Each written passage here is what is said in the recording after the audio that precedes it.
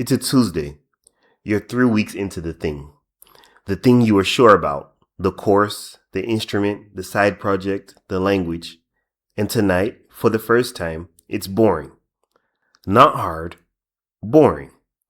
You sit down to do it and something in you goes quiet and a small, reasonable voice says the thing it always says. Maybe this isn't it. Maybe this isn't us. Maybe this was never really me. You don't quit tonight. You're not dramatic about it. You just open it a little less tomorrow and less the day after. And in a month, it's a folder you don't click, a case in a closet, a tab you finally close. You didn't decide to give up. You just stopped feeling the thing that was supposed to carry you. Here's what you think this story is about.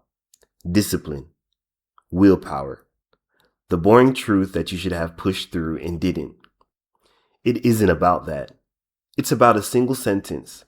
3 words you have heard your whole life from people who meant well. Follow your passion. It's on graduation stages, in the books, in the advice your favorite people give when someone asks them how they made it. And it is quietly one of the most damaging things anyone has ever told you. Passion is real enough. What it does to you is hide inside those 3 words and quietly teach you something false. Sit with the sentence for a second. Follow your passion. It smuggles in an assumption so small you never see it. That your passion already exists. Somewhere, fully formed, yours, waiting to be found like a key under a specific rock, and your only job is to search until you feel the click. 3 researchers decided to test what that belief does to a person. Paul O'Keefe, Carol Dweck, and Gregory Walton, across 5 studies published in Psychological Science in 2018. They split how people think about interest into 2 quiet camps. One camp believes interests are found, fixed. You have them and you discover them. The other believes interests are developed, built, grown over time like anything else you get good at. Then they ran the experiment that gives this whole thing away. They took students who love the arts and students who love science. They showed everyone something genuinely interesting outside their lane. The art people got a fascinating piece on science. The science people got a fascinating piece on art. And nearly everyone lit up. New thing, genuinely interesting. Then the article got hard, dense. The part with equations. And here's the finding.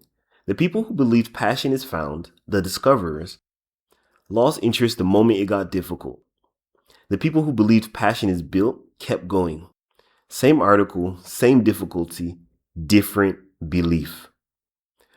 Look closely at why, because this is the trap. In another of the studies, the researchers asked people what they expected passion to feel like once they found it.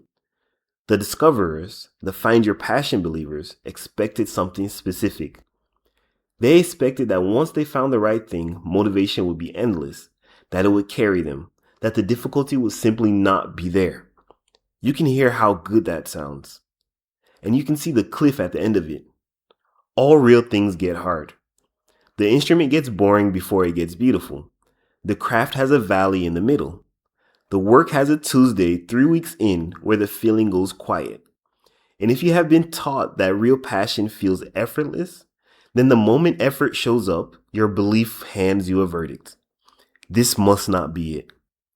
The difficulty itself becomes the proof you chose wrong. So you leave and you call it weakness. It wasn't. You were told the spark would carry you and the spark went quiet exactly when it was always going to. The advice didn't just fail to help you, it taught you how to quit. So go back through your own folders, your closet, your closed tabs, the guitar, the half-written thing, the course you were so sure about. You probably told yourself a clean story about each one. It wasn't really me. I lost interest. It turned out I wasn't passionate about it after all. Sit with the possibility that none of that was true. You didn't lose to a passion you had. You walked away from one you were 3 weeks from building. That the quiet feeling you trusted, the one that said maybe this isn't it, was not wisdom. It was a belief someone installed in you with 3 kind words, doing exactly what it does.